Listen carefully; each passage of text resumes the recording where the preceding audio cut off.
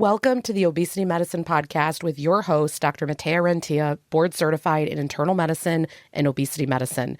Here, we talk about a path to metabolic health, and we have real conversations about chronic weight management and living a full life. Just a reminder, I am a physician, but I'm not your physician. So everything that's on this podcast is for informational purposes, but please go talk to your doctor about what's right for you. There is no medical advice being given on this podcast. Welcome back to another episode of the podcast. Today, I'm really excited. We have Dave Knapp. He is the founder of the podcast On the Pen. It's also an amazing community. I'm going to have him explain more about this. And I have been following his work. Dave, I'm going to have you introduce yourself in a second. I consider you an investigative journalist at this point, too. We just spoke before this, how you have so many industry contacts at this point. And honestly, I look to your news often to find out a lot of what's happening in the GLP-1 community. So I have just followed you for a great amount of time now, really like the work that you put out. And then you recently wrote a book, Decoding GLP-1, a guide for family and friends of those on the pen. I got it. I love it. I really think it's a must read. And so can we start out with you just introducing yourself a little bit and what your community is about, just so that our listeners have some context? Yes. First of all, thank you, Dr. Rentea, for having me here on the Obesity Guide. It's a pleasure to be here. It's always fun for me to get to be on the other side of this. It's a lot less pressure. I feel like kicking back and putting my feet up. But thank you for your kind words. Yeah, On the Pen, it started off as kind of anybody who creates content about their weight loss journey. I'm putting this in air quotes. And really, I was prescribed Mounjaro for type 2 diabetes, but this was after a year of my doctor trying to help me overcome my diabetes with diet, particularly the keto diet, which I had literally yo-yoed on for almost 20 years. And so I was like, my doctor, I trust him. I love him. I know that I respect him.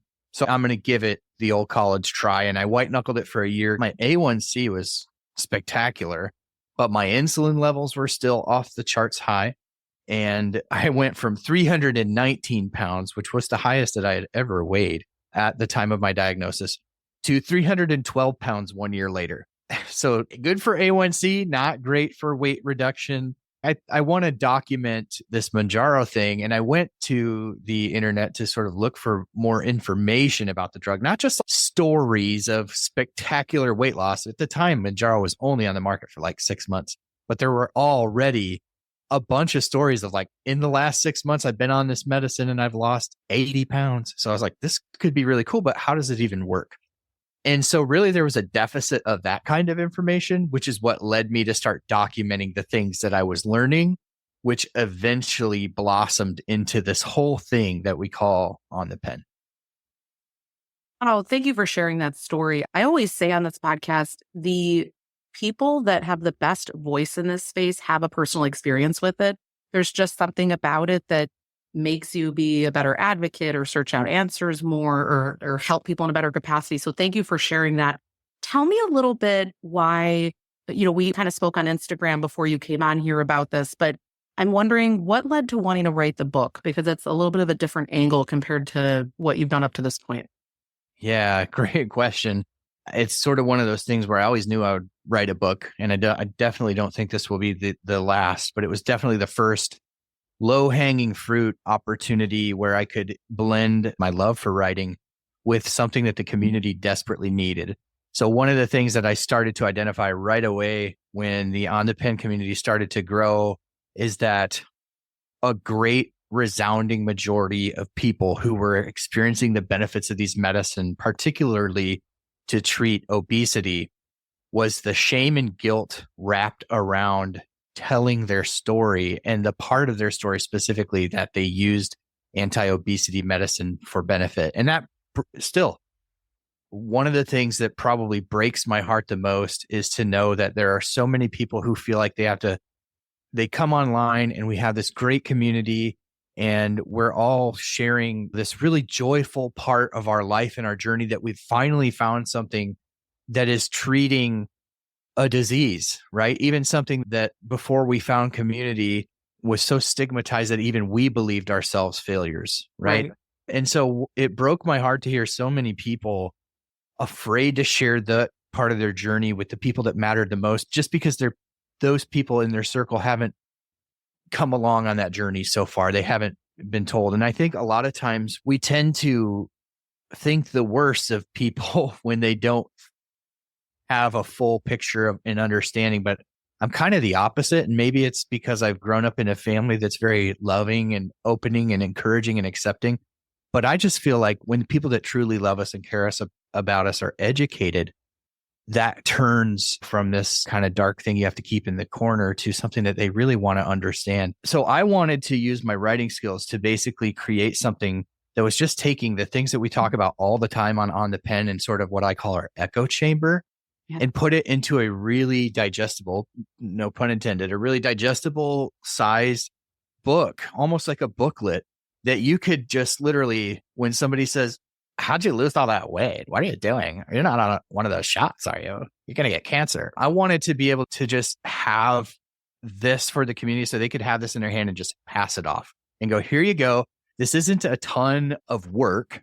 It's by design, very concise and condensed, but just to pass it off and let the book do the talking so that hopefully that can open up the door to really meaningful conversations.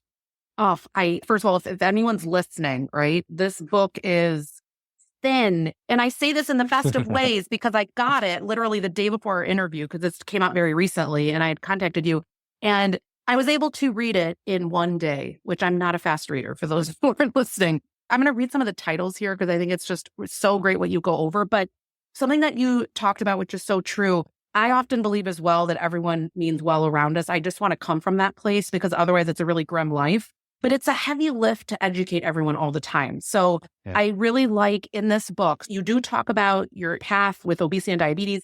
You talk about an introduction to GLP-1 meds, the history of it, how the meds work, the landscape of the medication, challenges and misconceptions, shortages. You talk about compound, copycat meds. You talk about the importance of community. You talk about so many different areas in here. And let me tell you what was gold. There's so many times that people still don't understand the different names, the different brands, what's for what. You have simple graphs in here. I mean, I'm serious when I say this. I was looking through here and I was thinking, yeah, this is truly just distilled down the one thing you need to know about the STEP trial, one name of this, the thing of that.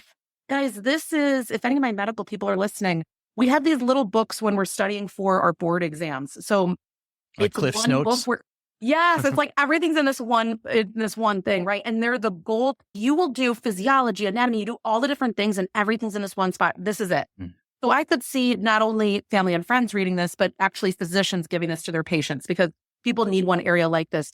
What do you think if someone is maybe scared to tell the people in their family they've had a big transformation, they are getting support from these online communities, things like that, but they actually want to share this with the people that they know are loving and supportive? Maybe like a scenario I've heard a lot is, for example, like their best friend is starting to say, hey, I see these changes, and they haven't told the friend up to then because they've had a lot of shame. How do you think someone could even broach that conversation? Yeah, it's a good question. It's something that I thought of, and I don't purport that this book has all the answers.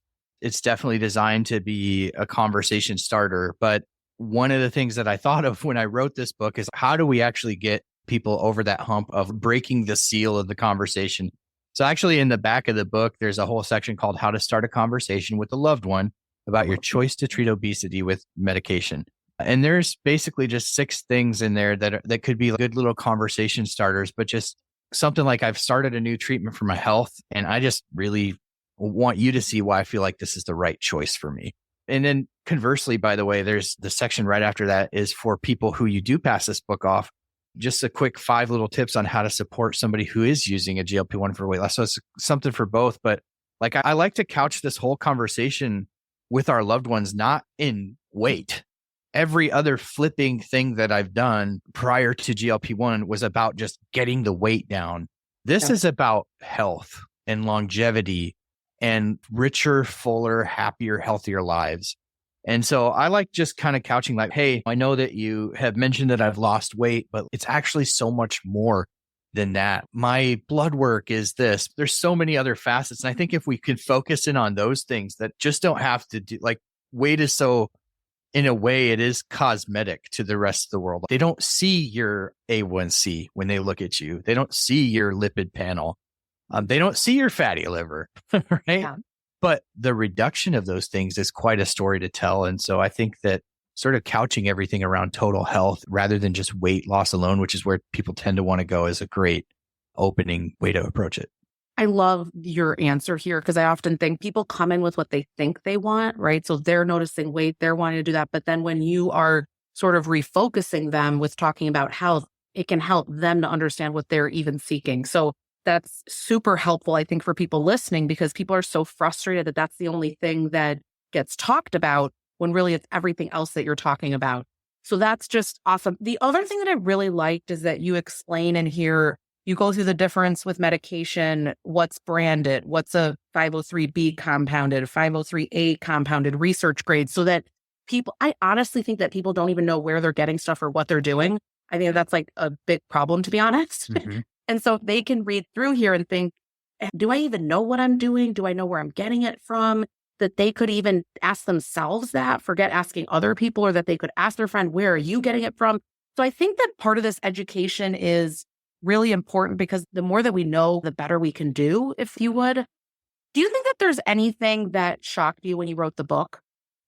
I spent a lot of time, most of the time I did not spend writing the book. Most of the time I spent planning the book, basically based off of the main recurring topics that come up in my content, which my content is, this is what I always tell people when they say, what is on the pen? Well, it started off kind of what I explained earlier, but what it's become over time is I realized when I went out for information, all the information out there was meant for doctors or it was meant for investors. And none of that really made sense if you were a patient.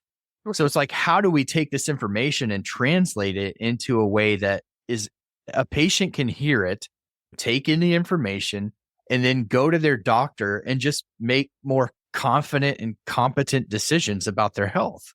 And so I don't know that anything necessarily surprised me, because so much of it is what we cover a lot on the pen. But I think if I had to say, if there's one thing that I feel like the book accomplishes on balance, is that it really does hit on all of those things that I think can come up in a really succinct and brief way without being, again, the one thing that I kept telling people is I want people to understand my journey, but I don't want to give them homework. Yeah. So to give them a 400-page book, I would be mad. If somebody's like, hey, Dave, I really want you to understand my journey, I'd be like, yeah, awesome. And they'd be like, here's a 400-page book. And I'd be like, not as awesome. So I think, I was surprised at just how well it came together, just thinking through all of the different topics that we discuss at On the Pen. Well, one thing that you talk about is the importance of building a supportive community. And I have found this to be invaluable. I mean, this is one of the reasons I started my clinic, because I found that people are very isolated, right? It's this whole back to people think that they have done this to themselves. They're not realizing it's a disease or the physiology behind it. And I'm wondering, there are going to be people listening today that are sort of DIYing it on their own. They're listening to this podcast, they're looking at little things here and there. What do you think is the best way for them to seek out community or find it or to experiment to get there? Do you have any tips for that? I think social media is often a great place to start, because there are so many different creators, and each of the creators that makes content in GLP-1 has seen success on these medications in one way, shape, or form. And they've folded that into sort of the lifestyle modifications or the mental work or whatever it is. They also seem to have their overarching content is, yes, GLP-1 or anti-obesity medicine or even bariatric surgery related.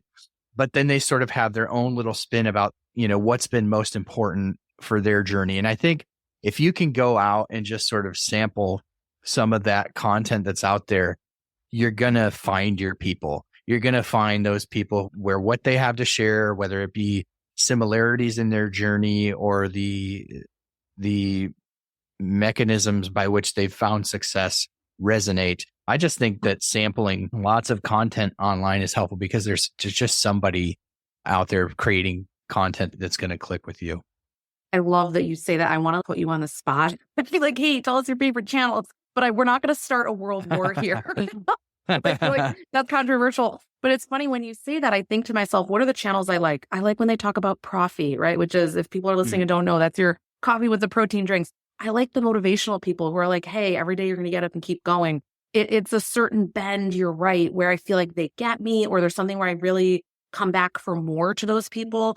And I find that you're right, there's such a variety, and you have to keep looking until you find your person. And it's kind of funny because sometimes you'll find a creator and they're not big at all, and you're like, I just love them. And then with time, Yep. they explode, but not necessarily always the big creators. In fact, Right. many of them that I love, they've got less than a few thousand people following them, and they're just gold. And I kind of want to protect them and not have everyone find out about this person. But do you think that there's anything that you have found your community members benefit the most from? That's a great question. If I can go back to the last question, just add one thing, I would say the other element to finding community and finding your people is doing that in the real world, right? And that's really what the book is all about, is that's the piece that's sort of missing. Like, we go into this bubble, in this echo chamber of people that live on the other side of the world sometimes, which is great and a beautiful thing. But how tragic if that's the only place that we get it in our real life. We live sort of compartmentalized in the people that physically, practically, tangibly love us in the real world aren't able to, because they don't know this part of your journey. So I would say leveraging tools, having those conversations. This is just one book, but I mean, there are probably many others that will be written that would be a great resource for you to start to broach those conversations with people in the real world. Yeah. To your question about on the pen community, what did they find the most value in? I think it's just having sounding boards of other people that have lived similar experiences, that have gone through the same sort of trials and tribulations in life because of the disease that they live with, and knowing that you're not alone. I think there's just so much value in knowing that you're not the only one who has struggled in the various ways that we see people struggle with obesity, whether it's ridicule, mockery, whether it is yo-yo dieting, whether it is trauma, whatever it is that shared experience. Knowing that you're not alone, I think, would be one of the biggest things that people would tell you from On the Pen. In addition to just being able to, like I said earlier, when you come to On the Pen, you know you're going to get the latest news and information that's out there. So a lot of times what I hear, Dr. Rentea, is people come to me and they'll say, I showed your video to my doctor, and my doctor was like, I didn't know that. Let's look into that. And so hearing that stuff just tells me that people are being empowered and equipped by the additional information and knowledge that they gain from a platform like On the Pen, or you could point to your own community for sure, and others that are out there. Just being able to be empowered with information, I think, is a huge benefit. Yeah. Okay. These two things you mentioned, I think, are gold. When you were mentioning in community, not feeling alone, it reminded me of Kristen Neff. She's done a lot of work on self-compassion, right? She's sort of like the OG person on that. And one of it is this common humanity that we all struggle. And if we can't remember that, a lot of us, we won't have self-compassion, right? And then when you're talking about this, knowing the latest news, yes, I find that patients have the highest level of anxiety if they think, well, my medication isn't going to be available. I mean, gosh, these past few years have taught us about shortages, right? Mm-hmm. And all the progress will suddenly be erased, or not knowing that there's other options, or even what's happening. When's the decision going to get made? Knowledge is power, right? It can help decrease a lot of that worry. And so I completely agree. I've said this before. I go to your videos. I'm like, what's happening right now?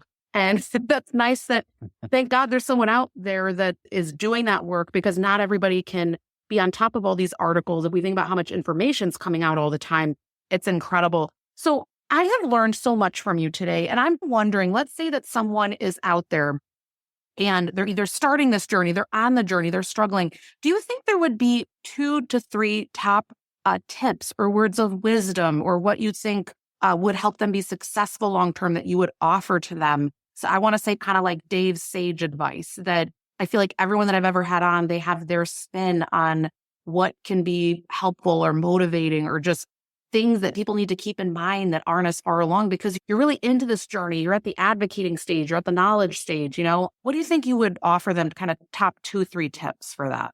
Yeah, I'll try to be brief. When all throughout my weight loss journey, whenever I'd start something new, I would go immediately to social media, YouTube primarily, just to see, is somebody else trying this diet? What have they experienced? And so I think like GLP, anti-obesity medicine, or weight loss surgery, or whatever the tool is that you're looking at to assist you in your fight against obesity, is I think the first thing that we do is we run to other people who've experienced this before us. I think the unique thing about GLP is when I first came to it, there just wasn't that many people talking about it. Now there are thousands of people talking about it. And I think the biggest piece of advice that I could give somebody that's just kind of looking at treating their obesity medically is that when you go to social media, understand that social media is by and large a highlight reel and not a low light reel. And for somebody like myself, for example, I jumped in, I saw a lot of content about I lost 80 pounds in 6 months. And I thought, that's going to be me. That's going to be me. And I am 2 years in on Mounjaro at the highest dose. And I've lost 11 or 12% of my body weight, which I've been able to keep it off primarily. I've been a little bit up and down, but I've never gone back up to 319 where I was. And that broke a cycle for me. And that for me alone is a win. And so don't use somebody else's highlight reel as a benchmark for your own success. Really define what success is for yourself right away. And don't have expectations based upon the content that you see that's going to be your experience. I think there's so many people, you just got to do it this way. You know, if you just cut out all your carbohydrates, you stop eating sugar, then you're going to get the thing that I've learned the most through all of this, just from sort of how to succeed or not succeed standpoint, is that your journey is uniquely yours. And the disease of obesity is so nuanced and multifaceted and so unique to each individual's lived experiences that getting blanket advice from anybody, like it has to be this way or it has to look that way, is bad advice. And I realize that I'm giving advice saying that, but if there's any absolute, you're warning against it. Yeah, I think if there's any absolute, it's that there is no one size fits all to treating obesity. It is so nuanced. And so I would say just measure, in addition to setting appropriate expectations, measure the content that you get against what the people you trust who are professionals have to say. Because there's a lot of people out there that are making content about not only GLP-1, just weight loss in general, who just are really probably have no business doing it and aren't being helpful, even though they think they might be.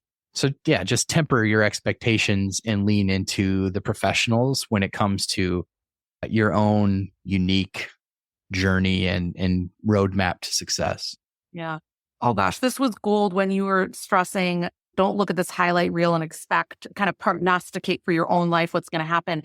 This was one of the main things on social. I was like, listen, guys, we're only seeing all the people who have every single side effect in the land and everyone who's losing 100 pounds in one day. We're sort of not talking about what's happening for 99% of the average person. And that was something that it's not as attractive when you talk about that there's nuance and that there's gray zone. But gosh, is this good advice? And then also just how nuanced it is, right? It's so true. No one wants to hear it, though. And I feel like when you're talking about people really speaking loudly that have a very limited scope, they are able to do that, I often find, because they don't understand the dangers. They don't even know where the landmines are. And so they can speak super passionately about it. They also have nothing to lose because they don't have credentials. So it is really like a buyer beware situation. But right. I just like that you bring it up because it's so true. Just to be cautious who we're following. I remember I've never been more devastated than there was a girl on YouTube that I followed. I still follow her. And I was a young girl who had obesity. And I remember she was doing plus size clothing videos. And I was like, oh, I was like really inspired. Like, you know, I can dress differently. And so one day she's doing all this different stuff and she didn't disclose she had a stomach surgery, like a tummy tuck. She did this, she did that. And you know, it's interesting. She didn't need to disclose it all, right? I've talked about this on the podcast. She didn't, it's not my right. But what was interesting is I felt so violated because I thought I had the perception that she was sharing everything with us. Yeah. And that was the day I must have been, I don't know, 21, 22 when that came out, when she talked about it.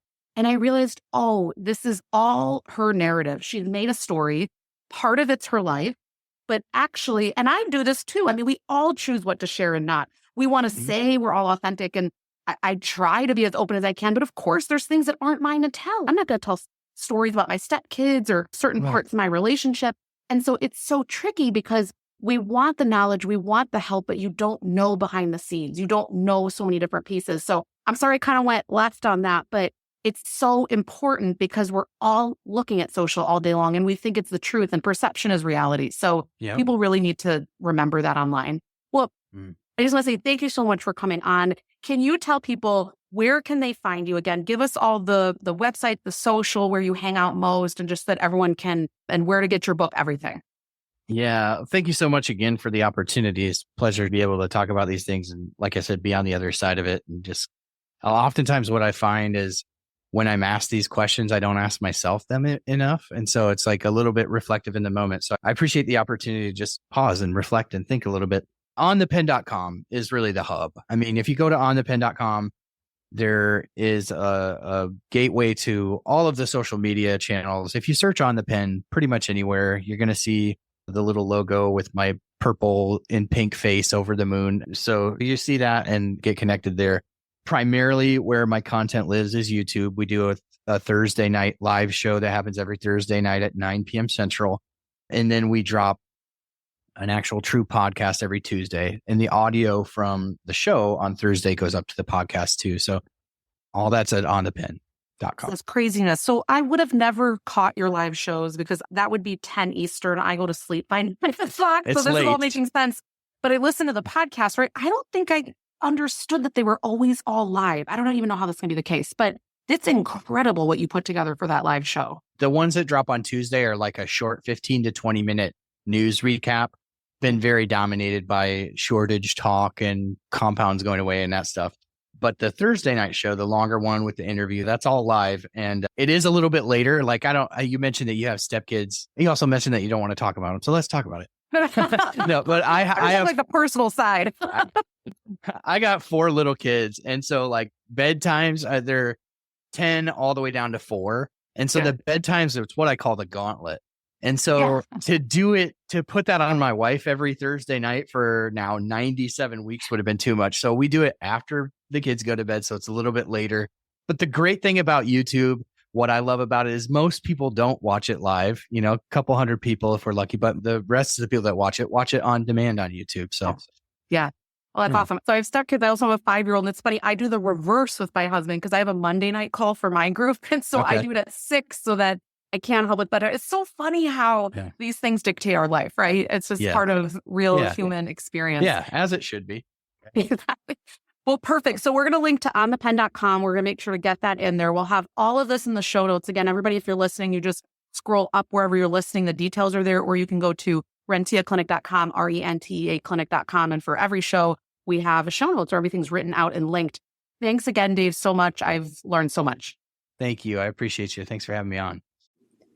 That marks the end of today's episode. But if you're newer to the podcast, I want to tell you about something that we have, and it's a free podcast roadmap. So this is perfect for any of you that are listening where you want to be directed to very specific episodes. So let's say that you are just starting out and you want to know, what should I do right when I start on the medications? Or you're experiencing certain side effects on the GLP-1s, or you want to know what to do if you're in a plateau, or if emotional eating is taking over, or if hunger levels are high. So we have many different categories of episodes that we've talked about, because there's a lot at this point. So if you want to be able to navigate that very easily, we have it broken down by category and also the episodes that are there, and we hyperlink to everything. So you can just click on it and find the episode. Easy peasy. If you want that, you can go to renteaclinic.com/podcast roadmap. We'll have it linked right here underneath the show notes where you're listening. And you can go ahead and get that free resource so that it makes it easy for you to navigate, because I know that it's really hard when someone has an established podcast. I am such a podcast fiend, listening to podcasts all day long. And when I find one that I love, but there's a lot that are out there, I am so lost. So I hope that you enjoy this free podcast roadmap. Again, the link to get to that is going to be renteaclinic.com/podcast roadmap. I hope this is helpful, and let me know if you have any questions.